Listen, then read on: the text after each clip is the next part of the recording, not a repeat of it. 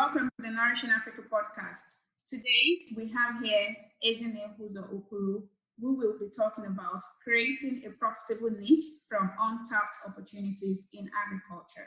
The African agricultural landscape holds immense opportunities across all aspects of the value chain from farm to fork. More and more people are getting involved in the sector, giving birth to an emerging competitive industry across the continent. However, not too many have found that sweet spot, that niche, where profitability merges with impact that translates to growth in the sector. So how can agri-food entrepreneurs create a niche for themselves? Our guest today, Ezinne Uzo-Okoro, has been able to create that niche for herself in the sector through her work with Terraformers, which is a community of edible landscape specialists who help customers to set up and maintain home gardens. Now, that is quite an uncommon venture. So how did she come up with this idea? How is it working out for her so far? What can other entrepreneurs learn? Let's listen to her. Hi, Ezinne. Hi, Rama. Thank you for having me. Thank you for joining us today. Please introduce yourself and your company to our listeners out there. Well, hello, everyone. I'm the founder and CEO of Terraformers.com. As Ramat mentioned, it is a platform, we call it an online to offline platform that connects local gardeners with residents in order to empower communities to feed themselves by growing affordable and fresh produce. So currently, 1 in 4 professionals complain about availability and price of healthy organic produce. And we find that also 2 out of 3 gardeners need economic opportunity. So we connected both. We give gardeners who need economic opportunity and employment with homeowners who do not have the time to grow their own produce, but want organic, fresh produce at home. And we connect them through an online platform, and then they meet offline in the homeowner's home, where they continue to engage in a relationship, a business relationship, while the gardener provides services. Thank you, Ezinne, for that introduction. So, diving straight into the topic, how did you come up with the idea for Terraformers? What did you have to put in place to get the business started and running, given the uncommon nature of this business, particularly? That's an excellent question. So what I noticed is that people want to be healthier. People have the space, the desire, the resources to eat more nutritious food at low cost through productive and networked backyard gardening. And all we need to do is create sustainable diets and help with wiping out food deserts in the U.S., which we could do through the reintroduction of self-sufficiency. Now, food deserts is defined as having to go within more than a mile to the closest grocery store to your home. Then in the United States, that's the definition of being in a food desert. So we wanted to do something to change that, and I'm personally on a mission to help reduce food deserts and to solve some critical social and environmental challenges, particularly zero hunger and climate action, which are part of the UN Sustainability Development Goals. Another thing you should know about me is that I'm also a seasoned NASA engineer, and I run a spacecraft division there at NASA. So after spending 16 years building large spacecraft and dozens of autonomous small satellites, I'm able to see how food innovations to feed the hungry here on Earth could serve as inspiration for nutrition solutions on the moon or other locations humans might eventually choose to inhabit.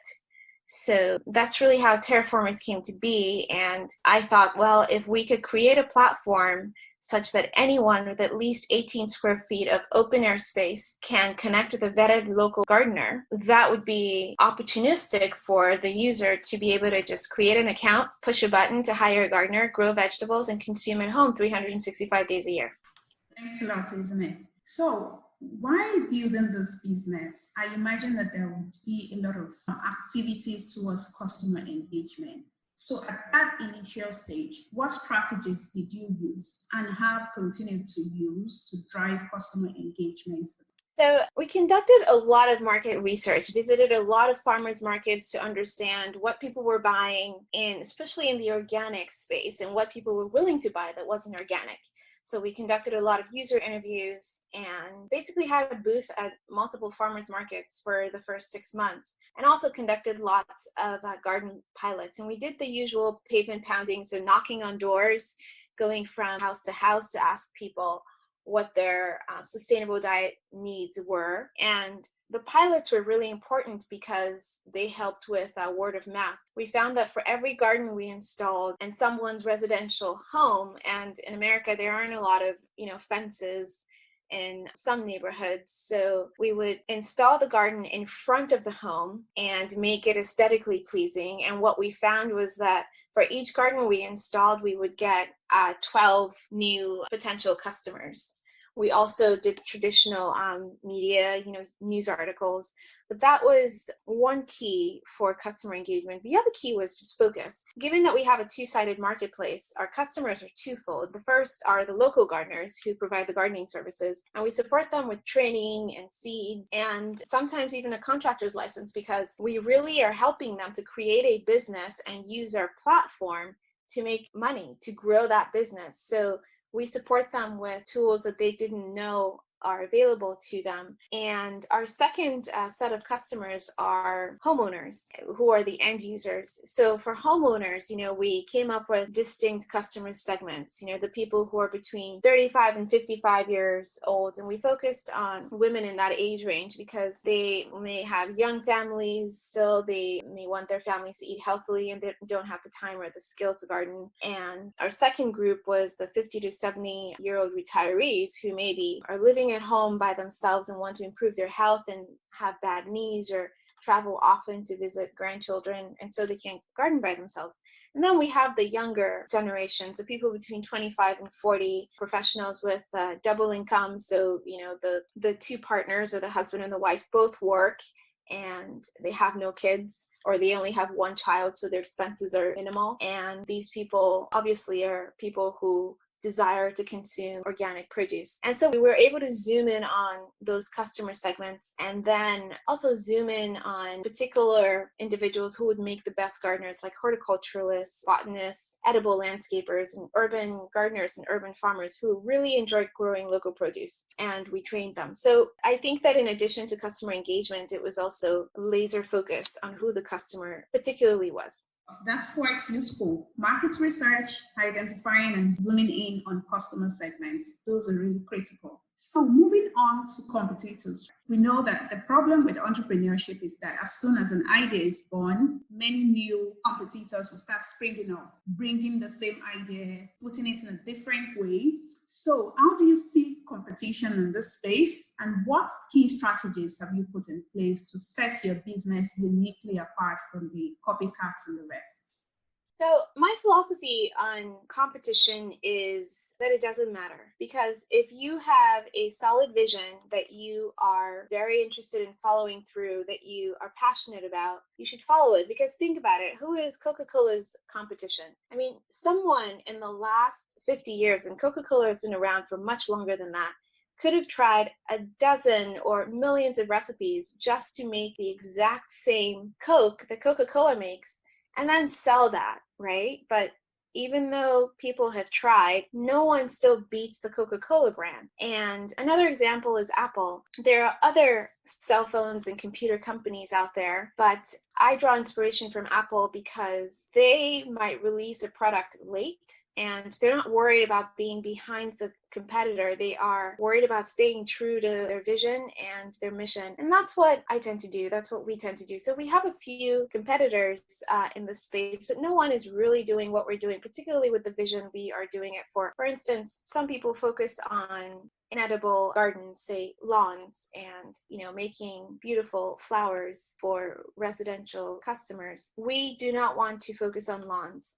We are strictly focused on creating sustainable diets and helping people to improve self-sufficiency at home. So we are strictly in the edible market space. Some people have tried doing inedibles and edibles. Again, that's not the business we are in. So I think that focusing on what you do and what you want to do well and why you decided to start the business, because as your entrepreneurs know, I think it's been said that running a business is like eating a glass sandwich. It's very difficult. So So if you're going to stay the course, you shouldn't be bothered by what your competitor is doing. You should focus on how to spend your energies on how to improve your company and just keep outdoing yourself. Your biggest competition is yourself, and trust that people, particularly the customers you have and your technologies or your skill set, will take you very far. Thank you so much. So, talking on carving out a niche for yourself in agribusiness, what are the top 3 challenges to watch out for, and what can other entrepreneurs do to avoid these pitfalls? A few things. So I think that for one needs to have, I like to use the word humility. One needs to have humility when getting into a new space, whether you are an expert in agriculture and new at business, or an expert in business and new at agriculture, or some other combination. Understand what you don't know and get team members who can fill those gaps for you, because it's really difficult for one person to know everything. And then be very clear about what you must know and what you must be an expert in. One of those things is your customer. You must be an expert and know everything about your customer. And also, one of the things you should be an expert in is your skill set. So if you're selling, exotic produce, for instance, strawberries in a market or in an area where strawberries do not naturally grow, then obviously you need to be an expert in the supply chain, understand how to get fertilizers that will help you, how to get the strawberry seeds, and understand who your providers are and what their incentives are to continue supplying things that you need so that you are not without. So understanding what you need to ensure your business is successful is very important, and not something you can outsource. You can always outsource, the creation of your website, but things like your Twitter or your social media or anything that really touches your customer, I would be careful about outsourcing that. And then the third thing I would say is not understanding your landscape. So I am someone who obviously came to this from aerospace, and even though I have goals of growing food in space on the moon, I had to start at the bottom in agriculture. So I had to learn about poor soils and growing food on poor soils. I had to learn about growing food on good soils. And so I actually started with bioremediation, learning how to repair soils on a large scale, which really taught me a lot about the composition of soils. It taught me about seeds and what grows where. And in the US, because we have 4 seasons, I had to learn what grows in different seasons. So I think that those 3 things, like not understanding the critical pieces of your business, which is your customer and the skill set that's required to make you successful, not understanding the landscape very well or having experience in the landscape, and lastly, not having the right team of people who can make up your deficiencies or your gaps. Those are very critical insights. So we want to talk about profitability and finding the sweet spot, finding the niche for yourself in agribusiness landscape. So what critical insights would you share with other entrepreneurs out there who are still looking to find the sweet spot within their business? Either they've started or maybe they're still looking to start a business. So what are those insights to share with them to help them find that sweet spot while also attaining profitability? Okay, I will start by saying that you are all very lucky to be in Africa right now. I'll say that again. You're all very lucky to be in Africa and starting a business and running a business, because there's so much opportunity. In the US, there's very little in a lot of sectors that hasn't been tried, which has its own benefits, because then I can Google, why companies failed and what they did wrong and learn from that. But Africa is just ripe for disruption. So most of what all of you are doing or attempting is new. And because of how populous some countries are, like Nigeria are, you have a wide swath of customers at the ready. But with that in mind, I think that there are 2 things you have to think about constantly to attain profitability. One is your vision and your passion. So remember why, and always ask yourself why you wanted to do something. And usually you see a problem and you want to fix it. So don't lose sight of that problem. However, just be flexible about what the solution looks like, which brings me to my second point, because the solution could be something similar or not quite what you expected it to be. And so how do you tie in all those 3 things together? Well, the way I would tie all those 3 things together, if I had the opportunity to live in Africa right now and become an entrepreneur, is I would use a business model canvas. I will send that to Ramit so that it could be included on the website for this talk. But there's a business model canvas where you can write down your customer segment, the channels, and your supply chain, and how you intend to arrive at paying customers. And it really focuses on pilots and demonstrations. And one thing that pilots and demonstrations and all this trial by error does is it lets you know who's willing to pay, right? So if you are like me, for instance, with Terraformers, I wanted to start with large bioremediation, so repairing 10,000 hectares of land. But then I found that the people who were willing to pay were people who had, small plots of land, 20 square feet outside their homes, and they said, help us grow food. And then I realized, well, I could go and try to fix 10,000 hectares of land and grow food there, and that would be an industrial property, obviously, for industrial agriculture, or I could focus on people who are already paying, and it all falls into the same vision, right, which is helping people to eat more nutritious food at low cost. So that's what I would have in mind. It's being clear on your vision and your why you're doing this. Being really strategic about your trials. So if you try things and see that people like one version, but they don't like what you expected them to like, you have to go with what they like, because you are looking for profitability. So have a little flexibility there. And lastly, I would use the business model canvas to just keep your updates and your changes in order, so that you have a crisp understanding of what you've tried, what worked, what people are willing to pay you for, because ultimately that's what gives you your business. And again, just never lose sight of your vision. I would say that my foray into entrepreneurship is not about gardens. It's really about the transformational power of changing lives and creating value through self-reliance and dignity. I want people to be able to have access to food so that they don't have to worry about paying for most of the perishable things they come up with.